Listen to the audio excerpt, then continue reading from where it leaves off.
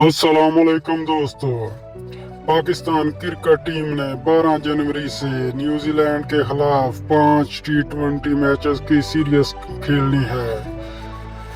اس series کے بارے میں ذرائع کا بتانا ہے قومی ٹیم کے آل راؤنڈر شاداب خان دورہ نیوزی لینڈ سے باہر ہو گئے ہیں۔ اب شاداب خان کی پاکستان کرکٹ ٹیم میں کھیلنے کے کوئی چانس موجود نہیں ہے۔ ذرائع کا کہنا ہے کہ سلیکٹر شاداب خان کی انجری کے سبب ان کا متبادل کھلاڑی سرچ کر رہی ہے، لیکن اب یہ ہے کہ شاداب خان کی پاکستان کرکٹ ٹیم سے چھٹی۔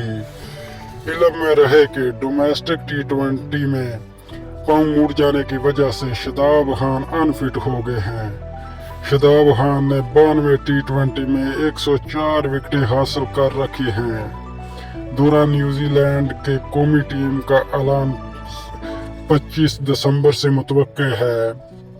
یاد رہے، شاداب خان جو ہیں وہ اب پاکستان کرکٹ کا حصہ بالکل نہیں ہوں گے۔ آہستہ آہستہ سے شاہین شاہ افریدی کی بھی خبریں آ رہی ہیں، وہ بھی اس سیریز میں کیپٹن ہیں، لیکن بعد میں ان کی بھی چھٹی ہونے کا امکان ہے۔